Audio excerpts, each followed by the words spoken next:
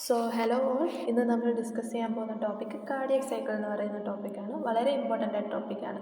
എക്സാമിന് സ്ട്രക്ചേർഡ് എസ്സേയുടെ ഒരു പാർട്ടായിട്ട് അല്ലെങ്കിൽ ഷോർട്ട് എസ്സേ ഒക്കെ ആയിട്ട് ചോദിക്കാൻ വളരെ ചാൻസ് ഉള്ളൊരു ടോപ്പിക്കാണ്. അപ്പം നമുക്ക് ഒത്തിരി തന്നെ ലാഗ് അടുപ്പിക്കാണ്ട് ടോപ്പിക്കിലേക്ക് കിടക്കാം. അപ്പം ആദ്യം തന്നെ എന്താണ് കാർഡിയക് സൈക്കിൾ? നമുക്കറിയാം, നമ്മുടെ ഹാർട്ട് ഒരു തവണ ബീറ്റ് ചെയ്യുമ്പോൾ അവിടെ കുറേ ഇലക്ട്രിക്കൽ ചേഞ്ചസും അതുപോലെ തന്നെ മെക്കാനിക്കൽ ചേഞ്ചസും നടക്കുന്നുണ്ട്. ഈ ഇലക്ട്രിക്കൽ ചേഞ്ചസും മെക്കാനിക്കൽ ചേഞ്ചസും ഒക്കെ ഒരു സീക്വൻസിലാണ് നടക്കുന്നത്. അതായത് ഇന്നൊരു ആക്ടിവിറ്റി കഴിഞ്ഞാൽ അടുത്തൊരു ആക്ടിവിറ്റി നടക്കണം എന്നുള്ള ഒരു വ്യക്തമായ പ്ലാനിങ് ഉണ്ട്. അല്ലാണ്ട് എല്ലാം അങ്ങോട്ടും ഇങ്ങോട്ടും മിക്സഡ് ആയിട്ടില്ല. ഒരു കൃത്യമായ ഓർഡറിലാണ് ഈ ആക്ടിവിറ്റീസൊക്കെ നടക്കുന്നത്. അപ്പോൾ ഇങ്ങനെ ഈ സീക്വൻഷ്യലി നടക്കുന്ന എല്ലാ ആക്ടിവിറ്റീസിനും നമ്മൾ പറയുന്ന പേരാണ് കാർഡിയക് സൈക്കിൾ എന്ന്. ഈ കാർഡിയക് സൈക്കിളിനെ നമുക്ക് 4 ഫേസസ് ആയിട്ട് തിരിക്കാൻ കഴിയും. ആദ്യത്തെ ഫേസാണ് ഏട്രിയൽ സിസ്റ്റോൾ, ഏട്രിയൽ ഡയസ്റ്റോൾ. അങ്ങനെ 2 ഫേസ്, അതായത് ഏട്രിയയുടെ കൺട്രാക്ഷൻ, ഏട്രിയയുടെ റിലാക്സേഷൻ. പിന്നെ വെൻട്രിക്കുലർ സിസ്റ്റോൾ, വെൻട്രിക്കുലർ ഡയസ്റ്റോൾ. അതായത് വെൻട്രിക്കുലർ കൺട്രാക്ട് ചെയ്യുന്നത്, വെൻട്രിക്കുലർ റിലാക്സ് ചെയ്യുന്നത്. അങ്ങനെ 4 ഫേസ് ആയിട്ടാണ് നമുക്ക് കാർഡിയക് സൈക്കിളിനെ തിരിക്കാൻ കഴിയുന്നത്. അപ്പം ഈ ഒരു ക്ലാസ്സിൽ ഞാൻ ഈ 4 ഫേസസിൽ നടക്കുന്ന ചേഞ്ചസിനെ പറ്റിയായിരിക്കും മെയിൻലി ഡിസ്കസ് ചെയ്യാൻ പോകുന്നത്. അപ്പോൾ ആദ്യം തന്നെ നമുക്ക് ഏട്രിയൽ സിസ്റ്റോളിനെ പറ്റി ഡിസ്കസ് ചെയ്യാം. അപ്പോൾ ഏട്രിയൽ സിസ്റ്റോൾ എന്താ പറ്റുന്നതെന്ന് വെച്ചാൽ, നമ്മുടെ ബ്ലഡ് ഏട്രിയയിൽ വന്ന് ഫില്ലായിരിക്കുന്ന ബ്ലഡ് മുഴുവൻ വെൻട്രിക്കിളിലേക്ക് എത്തുകയാണ്. ഏട്രിയ കൺട്രാക്റ്റ് ചെയ്യുന്നത് കാരണം ഏട്രിയയിൽ നിന്ന് ബ്ലഡ് മുഴുവൻ വെൻട്രിക്കിളിലേക്ക് എത്തുകയാണ്. അപ്പോൾ ഏട്രിയ കൺട്രാക്റ്റ് ചെയ്യുന്നതുകൊണ്ട് എന്തായിരിക്കും, ഏട്രിയയിലെ പ്രഷർ വളരെയധികം കൂടുന്നുണ്ട്. ഈ ഏട്രിയയിലെ പ്രഷർ കൂടുന്ന കാരണം നമ്മൾ JVP നോക്കുകയാണെങ്കിൽ നമുക്ക് JVP എ വേവ് ക്രിയേറ്റ് ആവുന്നത് കാണാൻ കഴിയും. JVP എ വേവ് ക്രിയേറ്റ് ആവുന്ന കാണാൻ കഴിയും ഏട്രിയൽ സിസ്റ്റോളിൻ്റെ സമയത്ത്. പിന്നെ ഏട്രിയയിൽ നിന്ന് വെൻട്രിക്കിളിലേക്ക് ബ്ലഡ് ഫ്ലോ ചെയ്യുന്ന കാരണം വെൻട്രിക്കിളിലെ വോളിയം ഇൻക്രീസ് ചെയ്യുന്നുണ്ട്.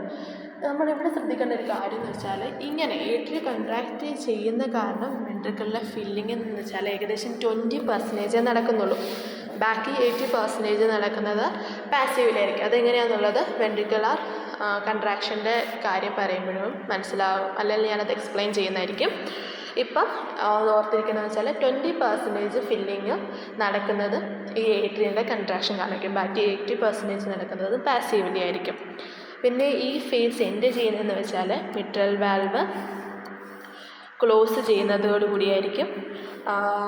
ആൻഡ് ഈ ഫേസിൽ നമുക്ക് 4th ഹാർട്ട് സൗണ്ട് ക്ലിയർ കേൾക്കാൻ പറ്റും. കാരണം എന്ന് വെച്ചാൽ ഏട്രിയയിൽ നിന്ന് വെൻട്രിക്കിൾ ഇങ്ങനെ ഫ്ലോ ചെയ്യുന്ന ആ റഷ് കാരണം, ബ്ലഡിൻ്റെ ഫ്ലോ റഷ് കാരണം നമുക്ക് 4th ഹാർട്ട് സൗണ്ട് കാണാൻ പറ്റും. ECGയിൽ നോക്കുവാണെങ്കിൽ P വേവിൻ്റെ പീക്ക് മുതൽ QRS കോംപ്ലക്സിൻ്റെ പീക്ക് വരെ ആയിരിക്കും ഏട്രിയൽ സിസ്റ്റോൾ കാണാൻ കഴിയുക. പിന്നെ പറഞ്ഞു, ഏട്രിയയിൽ നിന്ന് വെൻട്രിക്കിളിലേക്ക് ബ്ലഡ് ഫ്ലോ ഉണ്ടാകുന്നുണ്ട്, വെൻട്രിക്കുലർ വോളിയം ഇൻക്രീസ് ചെയ്യുന്നുണ്ട്. അപ്പോൾ ഇത്രയൊക്കെയാണ് ഏട്രിയൽ സിസ്റ്റോളിൻ്റെ ഫീച്ചേഴ്സ് വരുന്നത്. ഇനി നമ്മൾ ഗ്രാഫ് നോക്കുവാണെങ്കിൽ JVP കർവ് വരുന്ന കാണാൻ പറ്റും. കാരണം ഞാൻ പറഞ്ഞു, ഏട്രിയയിലെ പ്രഷർ, ഏട്രിയ കൺട്രാക്ട് ചെയ്യുന്നതാണ് ഏട്രിയയിലെ പ്രഷർ കൂടുന്നുണ്ട്. പിന്നെ 4th ഹാർട്ട് സൗണ്ട് ബ്ലഡിൻ്റെ റഷ് കാരണം ECGയിൽ പീക്ക് ഓഫ് P വേവ് തൊട്ട് പീക്ക് ഓഫ് QRS കോംപ്ലക്സ് വരെയായിരിക്കും ഏട്രിയൽ സിസ്റ്റോൾ റെപ്രസെൻ്റ് ചെയ്യുന്നത്. ഇനി അടുത്ത topic, that is atrial diastole. Atrial diastole എന്ന് വെച്ചാൽ എന്താ, ഏട്രിയ കൺട്രാക്ട് ചെയ്യാണ്. ഈ ഏട്രിയൽ ഡയസ്റ്റോളിൻ്റെ ഒരു പ്രത്യേകത എന്ന് വെച്ചാൽ അത് വെൻട്രിക്കുലർ ആക്ടിവിറ്റി ആയിട്ട് ഏകദേശം മേർജ്ഡ് ആയിരിക്കും. അപ്പോൾ അതിന് സിഗ്നിഫിക്കൻ്റ് ആയിട്ട് ഒരു എഫക്റ്റും ഇങ്ങനെ പ്രിഡോമിനൻ്റ് ആയിട്ട് നമുക്കൊരു എഫക്റ്റ് എടുത്ത് കാണിക്കാൻ പറ്റുകയില്ല. പിന്നെ കാണുന്ന ഒരു 2 ഫീച്ചേഴ്സ് എന്ന് പറയുന്നതാണ് C വേവും അതുപോലെ തന്നെ V വേവ് എന്ന്. C വേവ് പ്രൊഡ്യൂസ് ചെയ്യാനുള്ള കാരണം എന്താണെന്ന് വെച്ചാൽ, നമ്മുടെ വെൻട്രിക്കിളിൽ വന്ന് ബ്ലഡ് ഫില്ലായി വെൻട്രിക്കിൾ കൺട്രാക്ട് ചെയ്ത് കഴിയുമ്പോഴത്തേക്കും, അതായത് വാൽവ്സ് എല്ലാം ക്ലോസ്ഡ് ആണ്, എന്നിട്ട് വെൻട്രിക്കിൾ കൺട്രാക്ട് ചെയ്ത് കഴിയുമ്പോഴത്തേക്കും നമ്മുടെ ഏട്രിയൻ്റെയും വെൻട്രിക്കിളിൻ്റെ ഇടയിലുള്ള വാൽവ് ഉണ്ടല്ലോ, ഈ മിട്രൽ വാൽവ്, ലെഫ്റ്റ് സൈഡിൽ നോക്കുകയാണെങ്കിൽ മിട്രൽ വാൽവിൻ്റെയും ഈ വെൻട്രിക്കിളിലെ പ്രഷർ കാരണം മിട്രൽ വാൽവ് ഏട്രിക്കിലേക്കൊന്ന് ബൾജായിട്ട് നിൽക്കും. അത് കാരണം ഏട്രിയയിൽ ഒരു പ്രഷർ ചേഞ്ച് വരും. അതുകൊണ്ടാണ് C വേവ് JVP ക്രിയേറ്റ് ചെയ്യുന്നത്. ഇനി V വേവ് JVP ക്രിയേറ്റ് ചെയ്യാനുള്ള കാരണം എന്താണെന്ന് ചോദിച്ചാൽ, ഏട്രിയ എന്നുള്ള ബ്ലഡൊക്കെ പോയി കഴിയുമ്പോൾ, അതായത് ഏട്രിയ എന്നുള്ള ബ്ലഡെല്ലാം വെൻട്രിക്കിളിലേക്ക് വന്നു കഴിയുമ്പോൾ ഏട്രിയ പിന്നെ എംപ്റ്റി ആണ്. അപ്പോൾ അതിലേക്ക് അടുത്ത ബ്ലഡ് വരും. അപ്പം വീനസ് റിട്ടേൺ കാരണം ഏട്രിയയിലേക്ക് വീണ്ടും ബ്ലഡ് വരുമ്പോഴത്തേക്കും ആ ചേമ്പറിലൊരു പ്രഷർ ചേഞ്ച് ഉണ്ടാകും. അത് കാരണമാണ് V വേവ് പ്രൊഡ്യൂസ് ചെയ്യുന്നത്. അപ്പോൾ നമുക്ക് നോക്കാം, C വേവും V വേവും പ്രൊഡ്യൂസ് ചെയ്യുന്നത് ഏട്രിയൽ ഡയസ്റ്റോളിൻ്റെ സമയത്തായിരിക്കും. ഏട്രിയൽ ആക്ടിവിറ്റി പറയുമ്പോൾ, വെൻട്രിക്കുലർ ആക്ടിവിറ്റി പറയുമ്പോൾ അത് കുറച്ച് ഫേസസിൽ ഡിവൈഡ് ചെയ്ത് പോയെന്ന് നമുക്ക് കാണാൻ കഴിയും. അപ്പോൾ നമ്മളിപ്പോൾ ഏട്രിയയുടെ ആക്ടിവിറ്റി, ഏട്രിയയുടെ കൺട്രാക്ഷനെ പറ്റി പറഞ്ഞു, ഏട്രിയയുടെ റിലാക്സേഷനെ പറ്റി പറഞ്ഞു. ഇനി വെൻട്രിക്കുലർ ആക്ടിവിറ്റീനെ പറ്റി പറയാം. അപ്പോൾ വെൻട്രിക്കുലർ ആക്ടിവിറ്റീനെ പറ്റി പറയുമ്പം നമ്മൾക്ക് ആദ്യം തന്നെ നമ്മൾ വെൻട്രിക്കുലർ കൺട്രാക്ഷൻ അഥവാ വെൻട്രിക്കുലർ സിസ്റ്റോളിനെ പറ്റി ഡിസ്കസ് ചെയ്യാം. അപ്പോൾ വെൻട്രിക്കുലർ സിസ്റ്റോളിനെ നമുക്ക് രണ്ടായിട്ട് ഡിവൈഡ് ചെയ്യാം: phase of isovolumetric contraction and phase of ejection. Phase of isovolumetric contraction എന്ന് വെച്ചാൽ ഒരു വോളിയം, അതായത് വെൻട്രിക്കിളിലെ വോളിയത്തിൽ ചേഞ്ച് ഒന്നും ഒരു കോൺസ്റ്റൻറ്റ് വോളിയത്തിൽ നിന്നായിരിക്കും വെൻട്രിക്കിൾ കൺട്രാക്റ്റ് ആവുന്നത്. ഇനി ഫേസ് ഓഫ് ഇജക്ഷൻ നമുക്ക് രണ്ടായിട്ട് തിരിക്കാം. റാപ്പിഡ് ഇജക്ഷൻ ഉണ്ട്, അതുപോലെ തന്നെ റെഡ്യൂസ്ഡ് ഇജക്ഷൻ ഉണ്ട്. നമുക്ക് ആദ്യം തന്നെ ഫേസ് ഓഫ് ഐസോവോളോമെട്രിക് കൺട്രാക്ഷൻ ഞാൻ പറഞ്ഞു. എന്താണ്, ഒരു കോൺസ്റ്റൻറ്റ് വോളിയം ആയിരിക്കും, വെൻട്രിക്കിളിലെ വോളിയത്തിനകത്ത് ചേഞ്ച് ഒന്നും വരുന്നില്ല. അപ്പം ഈ ഫേസ് സ്റ്റാർട്ട് ചെയ്യുന്ന എവിടെയെന്ന് വെച്ചാൽ നമ്മുടെ മിട്രൽ വാൽവ് ക്ലോസ് ആവുന്നത് തൊട്ട് എൻഡ് ചെയ്യുന്നതോ ഈ അയോട്ടിക് വാൽവ് ഓപ്പൺ ആവുന്നതോടുകൂടിയാണ് ഈ ഫേസ് എൻഡ് ആവുന്നത്. സ്റ്റാർട്ട് ചെയ്യുന്നത് മിട്രൽ വാൽവ് ക്ലോസ് ചെയ്യുന്നത്, ഓപ്പൺ ആവുന്നത് അയോട്ടിക് വാൽവ് തുറക്കുന്നത്. അപ്പം നമ്മുടെ മിട്രൽ വാൽവ് ക്ലോസ് ആവുമ്പോഴത്തേക്കും അവിടെ ഹാർട്ട് സൗണ്ട് പ്രൊഡ്യൂസ് ചെയ്യും. That is first heart sound ഈ ഫേസിലേക്കും ഐസോവോളോമെട്രിക് കൺട്രാക്ഷൻ ഫേസിലേക്കും പ്രൊഡ്യൂസ് ചെയ്യുന്നത്. പിന്നെ ഇ സി ജിയിൽ നോക്കുവാണെങ്കിൽ QRS കോംപ്ലക്സിൻ്റെ പീക്ക് അവിടെ തൊട്ടായിരിക്കും നമ്മുടെ ഐസോവോളോമെട്രിക് കൺട്രാക്ഷൻ റെപ്രസെൻ്റ് ചെയ്യുന്നത്. ഈ വെൻട്രിക്കിൾ, അതായത് നമ്മുടെ മിട്രൽ വാൽവും ക്ലോസ്ഡാണ്, അയോട്ടിക് വാൽവും ക്ലോസ്ഡ് ആണ്. എന്നിട്ട് വെൻട്രിക്കിൾ കൺട്രാക്ട് ചെയ്യും. വെൻട്രിക്കിൾ കൺട്രാക്ട് ചെയ്യുമ്പോൾ വെൻട്രിക്കിളിലെ പ്രഷർ വളരെയധികം കൂടുതൽ നമുക്ക് കാണാൻ പറ്റും. അതായത് ലെഫ്റ്റ് സൈഡിൽ നോക്കുവാണെങ്കിൽ 0 to 80 mmHg വരെയും, അതുപോലെ തന്നെ റൈറ്റ് സൈഡിൽ നോക്കുവാണെങ്കിൽ 8 mmHg വരെയും ഇൻക്രീസ് ചെയ്യുന്നതായിട്ട് നമുക്ക് കാണാൻ കഴിയും. വെൻട്രിക്കിളിലെ വോളിയത്തിനകത്ത് ചേഞ്ച് ഒന്നുമില്ല, കാരണം രണ്ട് വാൽവ്സും അടഞ്ഞിരിക്കുന്നുണ്ട്. അതിനകത്തുള്ള ബ്ലഡ് എത്രയാണോ അത്രയും ബ്ലഡ് വെച്ച് തന്നെയാണ് നമ്മുടെ വെൻട്രിക്കിൾ കൺട്രാക്ട് ചെയ്യുന്നത്.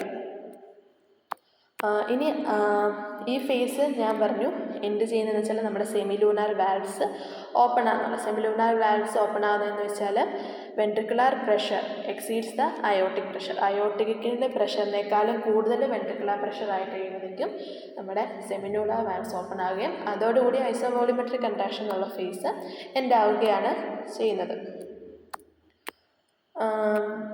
ഇനി ഇജക്ഷൻ ഫേസിലേക്ക് വരാം.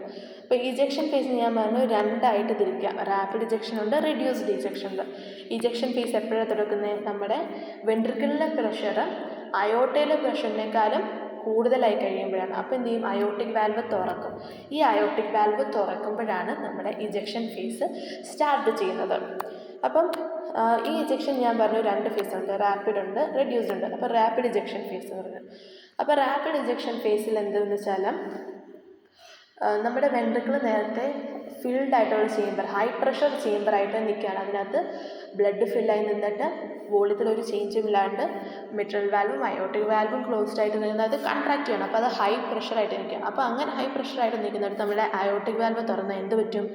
ആ ചേമ്പറിലുള്ള ബ്ലഡ് മുഴുവൻ അയോട്ടിക് വാൽവ് വഴി അയോർട്ടയിലേക്ക് എൻ്റർ ചെയ്യും. ഇപ്പം ഞാൻ ലെഫ്റ്റ് സൈഡിലാണ് മെയിൻലി ഫോക്കസ് ചെയ്യുന്നത്, റൈറ്റ് സൈഡിൽ ഇതുപോലെ തന്നെയാണ് സംഭവിക്കുന്നത്. അപ്പം ലെഫ്റ്റ് സൈഡിലാണെങ്കിൽ ലെഫ്റ്റ് വെൻട്രിക്കിളിൽ നിന്ന് അയോട്ടയിലേക്ക് അത് എൻ്റർ ചെയ്യും. ഈ പ്രഷർ കാരണം, ഹൈ പ്രഷറിൽ നിന്ന് അയോട്ടയിൽ ലോ പ്രഷർ, അപ്പോൾ ആ പ്രഷർ കാരണം അയോട്ടയിലേക്ക് എൻ്റർ ചെയ്യും. അങ്ങനെ ഏകദേശം 2/3 ഓഫ് ദ ബ്ലഡും എന്ത് ചെയ്യും? വെൻട്രിക്കിളിൽ നിന്ന് അയോട്ടയിലേക്ക് കയറുന്നതായിട്ട് കാണാൻ കഴിയും. അപ്പം വെൻട്രിക്കിളിലെ വോളിയത്തിൽ ഒരു സ്റ്റീപ്പ് വളരെ പെട്ടെന്നൊരു ഫാള് നമുക്ക് കാണാൻ കഴിയും. ഇനി ഏട്രിയത്തിലേക്ക് വരുന്ന ചേഞ്ചസ് നമ്മൾ നോക്കുവാണെങ്കിൽ ആദ്യം ഏട്രിയയിൽ വലിയധികം ചെയ്യുന്നതാണ്. പക്ഷേ ഈ റാപ്പിഡ് ഇജക്ഷൻ ഫേസിൻ്റെ എൻഡിലേക്ക് വരുമ്പോഴത്തേക്കും വീനസ് റിട്ടേൺ ഏട്രിയയിലേക്ക് വരുന്നത് കാരണം ഏട്രിയയിലെ പ്രഷർ കൂടാം. അപ്പോൾ വീനസ് റിട്ടേൺ വരുന്നത് കാരണം അവിടെ എന്ത് ചെയ്യും? സി വേവ് പ്രൊഡ്യൂസ് ചെയ്യുന്നത് കാണാം JVPയിൽ. പിന്നെ ECGയിൽ നോക്കുവാണെങ്കിൽ റാപ്പിഡ് ഇജക്ഷൻ ഫേസ് ST സെഗ്മെൻറ്റിനോട് കറസ്പോണ്ട് ചെയ്തായിരിക്കും ഇരിക്കുന്നത്. ഇനി റെഡ്യൂസ്ഡ് ഇജക്ഷൻ ഫേസ്, അടുത്ത ഫേസ്. ഇതാണ് ഏറ്റവും ലോങ്ങസ്റ്റ് ഫേസ്. അതായത് വെൻട്രിക്കുലാർ സിസ്റ്റം, വെൻട്രിക്കിൾ കൺട്രാക്റ്റ് ചെയ്യുന്നതിനകത്ത് ഏറ്റവും കൂടുതൽ നേരം റെഡ്യൂസ്ഡ് ഇജക്ഷൻ ഫേസിലായിരിക്കും നിൽക്കുന്നത്. ഈ റെഡ്യൂസ്ഡ് ഇജക്ഷൻ ഫേസിൽ വെൻട്രിക്കിളിലെയും അയോട്ടയിലെ പ്രഷർ കുറയും. വെൻട്രിക്കിളിലെ പ്രഷർ കുറയാൻ കാരണം എന്താ? വെൻട്രിക്കിളിൽ നിന്നുള്ള ബ്ലഡ് മുഴുവൻ അയോട്ടയിലേക്ക് പോയി. അപ്പം വെൻട്രിക്കിളിലെ പ്രഷർ കുറയാൻ. അയോട്ടയിലെ പ്രഷർ കുറയാനുള്ള കാരണം എന്താ? അയോട്ടയിലെത്തുന്ന ബ്ലഡ് മുഴുവൻ പെരിഫററിയിലേക്ക്, ഓരോ സർക്കുലേഷനിലേക്ക്, ഓരോ സിസ്റ്റത്തിലേക്ക് അത് പോകും. അപ്പോൾ അയോട്ടയിലെ പ്രഷർ കുറയാണ്. അപ്പം ഈ റെഡ്യൂസ്ഡ് ഇജക്ഷൻ ഫേസിൽ നമ്മൾ നോക്കുവാണെങ്കിൽ അയോട്ടയിലെ പ്രഷർ വെൻട്രിക്കിളിലെ പ്രഷറിനേക്കാളും കുറച്ചുകൂടെ കൂടുതലായിരിക്കും. പക്ഷേ നമ്മൾ ഓർക്കും എന്താ, അതായത് ഒരു ഫ്ലോ നടക്കണമെങ്കിൽ high pressure to low pressure ആയിരിക്കണം. അപ്പോൾ നമ്മൾ ഓർക്കും എന്ത് ചെയ്യും, അയോട്ടയിൽ നിന്ന് വെൻട്രിക്കിളിലേക്കല്ലേ ഫ്ലോ നടക്കേണ്ടത്, എങ്ങനെയാണ് വെൻട്രിക്കിളിൽ നിന്ന് അയോട്ടയിലേക്ക് ഫ്ലോ നടക്കുന്നത് ചിന്തിക്കുന്നുണ്ടാവും. ഇവിടെ അയോട്ടയിലാണ് ഹൈ പ്രഷർ എങ്കിലും വെൻട്രിക്കിളിൽ നിന്ന് അയോട്ടയിലേക്കാണ് ഫ്ലോ നടക്കുന്നത്. കാരണം എന്ന് വെച്ചാൽ ആ മൊമെൻറ്റം കാരണമാണ്. നേരത്തെ ബ്ലഡ് ഫ്ലോ ചെയ്തുകൊണ്ടിരിക്കല്ലേ വെൻട്രിക്കിളിൽ നിന്ന് അയോട്ടയിലേക്ക്. അപ്പോൾ ആ മൊമെൻറ്റത്തിനെ ഫോളോ ചെയ്ത് വീണ്ടും വെൻട്രിക്കിളിൽ നിന്ന് അയോട്ടയിലേക്ക് ബ്ലഡ് ഫ്ലോ ചെയ്തുകൊണ്ടിരിക്കും. അതുകൊണ്ട് ആ ഹൈ പ്രഷർ ലോ പ്രഷർ എന്നുള്ള ഡിഫറൻസ് ഇവിടെ ഉണ്ടാകുന്നില്ല. അപ്പോൾ വെൻട്രിക്കിളിലെ വോളിയം ഫർദർ വീണ്ടും കുറയുന്നതായിട്ട് കാണാൻ കഴിയും. ഏട്രിയത്തിൽ എന്താ വീക്ക്നെസ് റിട്ടേൺ ഉണ്ടാകുന്നത് കാരണം ഏട്രിയത്തിലെ പ്രഷർ ഇൻക്രീസ് ചെയ്യും. ECGയിലെ T വേവ് അതെന്തായിരിക്കും, റെഡ്യൂസ്ഡ് ഇജക്ഷൻ ഫേസുമായിട്ട് കറസ്പോണ്ട് ചെയ്യുന്നതായിരിക്കും. ദെൻ ഈ ഫേസ് എന്ത് ചെയ്യുന്നതെന്ന് വെച്ചാൽ നമ്മുടെ അയോർട്ടിക് വാൽവ് ക്ലോസ് ചെയ്യുന്നതോടെ ഈ ഫേസും എൻഡ് ചെയ്യും. അപ്പോൾ നമ്മൾ ഐസോവോളമെട്രിക് കൺട്രാക്ഷനെ പറ്റി പറഞ്ഞു, റാപ്പിഡ് ഇജക്ഷൻ, റെഡ്യൂസ്ഡ് ഇജക്ഷൻ, 3 ഫേസസിനെ പറ്റിയും പറഞ്ഞു. ഇനി വെൻട്രിക്കുലർ ഡയസ്റ്റോളിനെ പറ്റി പറയാണ്. വെൻട്രിക്കുലർ ഡയസ്റ്റോൾ എന്ന് വെച്ചാൽ എന്താ, വെൻട്രിക്കൽ കൺട്രാക്ഷനൊക്കെ കഴിഞ്ഞിട്ട് ഇനി റിലാക്സ് ചെയ്യണം. അപ്പോൾ ഈ റിലാക്സേഷൻ പീരീഡ് നമുക്ക് രണ്ടായിട്ട് ക്ലാസ് ചെയ്യാം. ദറ്റ് ഈസ് ഐസോവോളമെട്രിക് റിലാക്സേഷൻ ഉണ്ട്, പിന്നെ വേസ് ഓഫ് വെൻട്രിക്കുലർ ഫില്ലിംഗ് ഉണ്ട്. വെൻട്രിക്കുലർ ഫില്ലിംഗ് ഫേസിനെ വീണ്ടും രണ്ടായിട്ട്, നേരത്തെ അവിടെ റാപ്പിഡ് ഇജക്ഷൻ റെഡ്യൂസ്ഡ് ഇജക്ഷൻ എന്ന് പറഞ്ഞു, അതുപോലെ തന്നെ ഇവിടെ റാപ്പിഡ് ഫില്ലിംഗ് റെഡ്യൂസ്ഡ് ഫില്ലിംഗ്, അങ്ങനെ രണ്ടായിട്ട് നമുക്ക് ഡിവൈഡ് ചെയ്യാം. ഇനി നമുക്ക് ഓരോ ഫേസിനെ പറ്റി പറയാം. First is phase of isovolumetric relaxation. അപ്പോൾ ഞാൻ പറഞ്ഞു ഏതാ, വെൻട്രിക്കുലർ സിസ്റ്റോളിലെ last, that is reduced ejection phase. Reduced ejection ഫേസിൽ എൻഡ് ചെയ്യുന്ന ഏതാണ്, അയോർട്ടിക് വാൽവ് ക്ലോസ് ചെയ്യുന്നതുകൊണ്ടാണ്. അപ്പോൾ ഓൾറെഡി നമ്മുടെ മിട്രൽ വാൽവ് ക്ലോസ്ഡ് ആണ്, അപ്പോൾ അയോർട്ടിക് വാൽവും വീണ്ടും ക്ലോസ്ഡ് ആയി. എന്നിട്ട് എന്ത് ചെയ്യും, നമ്മുടെ വെൻട്രിക്കിൾ വീണ്ടും റിലാക്സ് ചെയ്യാൻ തുടങ്ങും. അപ്പോൾ വെൻട്രിക്കിൾ റിലാക്സ് ചെയ്യുമ്പോൾ വീണ്ടും എന്താ, ഒരു ക്ലോസ്ഡ് ചേമ്പറിനുള്ളിൽ നിന്നാണ് അത് റിലാക്സ് ചെയ്യുന്നത്. അതുകൊണ്ട് അവിടെ വോളിയം ചേഞ്ച് ഒന്നും ഉണ്ടാകുന്നില്ല. അതുകൊണ്ട് നമ്മളതിനെ ഐസോവോളമെട്രിക് റിലാക്സേഷൻ ഫേസ് എന്നാണ് പറയുന്നത്.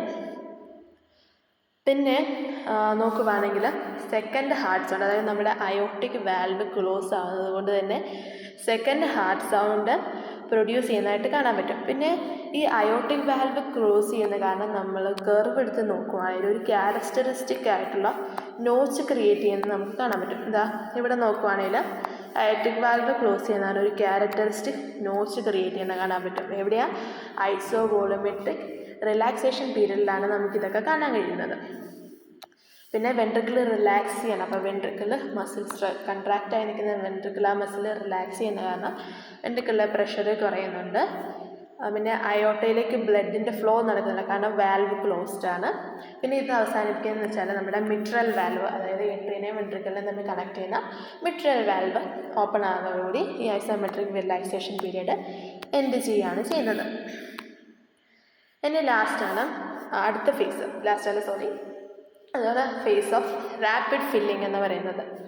അപ്പം ഇതിന് മുന്നത്തെ ഫേസ് ആയിരുന്നു ഐസോവോളമെട്രിക് റിലാക്സേഷൻ. അത് എൻഡ് ചെയ്യുന്നത് എവിടെയാണ്, നമ്മുടെ മിട്രൽ വാൽവ് ഓപ്പൺ ആകുന്നുണ്ട്. അപ്പം മിട്രൽ വാൽവ് ഓപ്പൺ ആണെന്ന് വെച്ചാൽ ഞാൻ പറഞ്ഞിരുന്നു ഏട്രിയയിലെ പ്രഷർ കൂടുന്നുണ്ടെന്ന് പറയുന്നത് വീനസ് റിട്ടേൺ വരുന്ന വഴി ഈ വെൻട്രിക്കുലർ സിസ്റ്റോൾ നടക്കുന്ന പല ഫേസസിനും ഏട്രിയത്തിൽ വന്ന് ബ്ലഡ് ഫില്ല് ചെയ്യുന്നുണ്ടെന്ന് പറഞ്ഞു. അപ്പോൾ ഈ ഏട്രിയത്തിൽ വന്ന് ഫില്ല് ചെയ്ത ബ്ലഡ് എല്ലാം മിട്രൽ വാൽവ് വഴി എന്ത് ചെയ്യും, വെൻട്രിക്കിളിലേക്ക് വരും. അപ്പം മിട്രൽ വാൽവ് ഓപ്പൺ ആയി കഴിയുമ്പം ഏട്രിയയിലെ ബ്ലഡെല്ലാം വെൻട്രിക്കിളിലേക്ക് വരികയും വീണ്ടും വെൻട്രിക്കിളിലെ പ്രഷർ, വെൻട്രിക്കിളിലെ വോളിയം ഇൻക്രീസ് ചെയ്യുകയും ചെയ്തു. അപ്പം ഞാൻ നേരത്തെ പറഞ്ഞിരുന്നു ഏട്രിയൽ സിസ്റ്റോളിൻ്റെ സമയത്ത് 20% മാത്രമേ ഏട്രിയൽ സിസ്റ്റോൾ കാരണം നടക്കുന്നുള്ളൂ, ബാക്കി 80% പാസീവായിട്ടാണ്. ആ പാസീവായിട്ട് നടക്കുന്നതാണ് എങ്ങനെയാണെന്നാണ് ഇപ്പോൾ പറയുന്നത്. അതായത് മിട്രൽ വാൽവ് ഓപ്പൺ ആകുന്നതോടുകൂടി ആ വീനസ് റിട്ടേൺ വഴി ഏട്രിയയിൽ വന്ന ബ്ലഡ് മുഴുവൻ ഫ്രീ ആയിട്ട് വെൻട്രിക്കിളിലേക്ക് വന്ന് വീഴുന്നു. 80% വോളിയത്തിന് കോൺട്രിബ്യൂട്ട് ചെയ്യുന്നത് ഈ മെത്തേഡാണ്. പിന്നെ നമ്മൾ നോക്കുവാണെങ്കിൽ വെൻട്രിക്കിളിലെ വോളിയം ഇൻക്രീസ് ചെയ്യുന്നതാണ്, റാപ്പിഡായിട്ടുള്ള ഇൻക്രീസാണ്. ഇവിടെ വെൻട്രിക്കിളിൻ്റെ വോളിയത്തിൽ റാപ്പിഡ് ഇൻക്രീസാണ് കാണാൻ കഴിയുന്നത്. പിന്നെ തേർഡ് ഹാർട്ട് സൗണ്ട് നമുക്ക് കേൾക്കാൻ പറ്റും. അതായത് ബ്ലഡ് ഏട്രിയിൽ നിന്ന് വെൻട്രിക്കിളിലേക്ക് ഇങ്ങനെ ഫ്ലോ ചെയ്യുന്ന കാരണം ആ ഒരു റഷ് കാരണം തേർഡ് ഹാർട്ട് സൗണ്ട് കേൾക്കാൻ പറ്റും. ഫോർത്ത് ഹാർട്ട് സൗണ്ട് എപ്പോഴാണ്? ഏട്രിയയുടെ കൺട്രാക്ഷൻ കാരണം ഏട്രിയിൽ നിന്ന് വെൻട്രിക്കിളിലേക്ക് ബ്ലഡ് ഫ്ലോ ചെയ്യുമ്പോൾ അവിടെ ഒരു റഷ് ഉണ്ടാകുന്നത്, അപ്പോഴാണ് ഫോർത്ത് ഹാർട്ട് സൗണ്ട് ഉണ്ടാകുന്നത്. ഇവിടെ ജസ്റ്റ് പാസീവായിട്ട് ആ ബ്ലഡ് ഫ്ലോ ഉണ്ടാകുന്ന കാരണം തേർഡ് ഹാർട്ട് സൗണ്ട് പ്രൊഡ്യൂസ് ചെയ്യാണ് ചെയ്യുന്നത്. പിന്നെ ഇവിടെ വെൻട്രിക്കിളുടെ ഫില്ലിങ് കുറച്ചുകൂടെ റാപ്പിഡായിട്ടാണ് നടക്കുന്നത്. അതുകൊണ്ട് നമ്മളിതിൻ്റെ റാപ്പിഡ് ഫില്ലിംഗ് ഫേസ് എന്നൊക്കെ പറയുന്നത്. ഇനി ലാസ്റ്റ് ഫേസാണ് റെഡ്യൂസ്ഡ് ഫില്ലിംഗ് ഫേസ്, അല്ലെങ്കിൽ നമ്മളതിനെ ഡയാസ്റ്റാസിസ് എന്ന് പറയും. അപ്പോൾ എന്ത് ചെയ്യും? എന്തെങ്കിലും ബ്ലഡ് ബാക്കിയുണ്ടെങ്കിൽ ഏട്രിയൽ കൺട്രാക്ഷൻ്റെ മുന്നേ എന്തെങ്കിലും ബ്ലഡ് ഉണ്ട്, അത് കുറച്ചുകൂടെ ഫ്രീ ആയിട്ട് നമ്മുടെ വെൻട്രിക്കിളിലേക്ക് വന്ന് നിറയുകയാണ് ചെയ്യുന്നത്. ഇത് പി വേവിൻ്റെ ബിഗിനിങ്ങിനോട് കറസ്പോണ്ട് ചെയ്തൊക്കെ ആയിരിക്കും നിൽക്കുന്നത്. ഏട്രിയയിലോ വെൻട്രിക്കിളിലോ അയോട്ടയിലോ പ്രഷർ ചേഞ്ചസ് ഒന്നും തന്നെ ഈ ഫേസിൽ ഉണ്ടാവുന്നില്ല. ഇനി നമുക്ക് ജസ്റ്റ് ഈ കാർഡിയാക് സൈക്കിൾ ഒന്ന് ഒരു ഇപ്പോൾ പറഞ്ഞതെല്ലാം ജസ്റ്റ് ചെറിയൊരു സമ്മറി പോലെ പറഞ്ഞു നോക്കാം. അപ്പോൾ ആദ്യം നടക്കുന്നതാണ് ഏട്രിയൽ സിസ്റ്റോൾ അല്ലേ. അപ്പോൾ ഏട്രിയൽ സിസ്റ്റോൾ എന്താ? നമ്മുടെ മിട്രൽ വാൽവ് ഓപ്പണാണ്. അപ്പോൾ ഈ ഏട്രിയത്തിൽ ഫില്ലായിരിക്കുന്ന ബ്ലഡ് എല്ലാം ഏട്രിയിൽ നിന്ന് വെൻട്രിക്കിളിലേക്ക് വന്ന് വീഴും. ഇനി അടുത്തത് എന്താ? വെൻട്രിക്കിൾ കൺട്രാക്ട് ചെയ്യും. അപ്പോൾ വെൻട്രിക്കിൾ കൺട്രാക്ട് ചെയ്യുമ്പോൾ രണ്ട് ഫേസാണ്, ഐസോവോളോമെട്രിക് കൺട്രാക്ഷനുണ്ട്, ഇജക്ഷനുണ്ട്. ഐസോവോളോമെട്രിക് കൺട്രാക്ഷനിൽ എന്താണ്? നമ്മുടെ വാൽവ്സ് രണ്ടും ക്ലോസ്ഡ് ആയിട്ടാണ് നിൽക്കുന്നത്. അപ്പോൾ ഈ വാൽവ്സ് രണ്ട് ക്ലോസ്ഡ് ആയിട്ട് നിന്നിട്ട് വെൻട്രിക്കിൾ ഇതിൻ്റെ ഉള്ളിൽ നിന്ന് കൺട്രാക്ട് ചെയ്യും. ആ വോളിയത്തിനകത്ത് ആ വോളിയത്തിൽ നിന്ന് ആ ചേമ്പറിൻ്റെ സൈസിൽ മാറ്റമൊന്നും വരാണ്ട് വെൻട്രിക്കിൾ അതിൽ നിന്ന് കൺട്രാക്ട് ചെയ്യുന്നത് ഈസ് ഐസോവോളോമെട്രിക് കൺട്രാക്ഷൻ.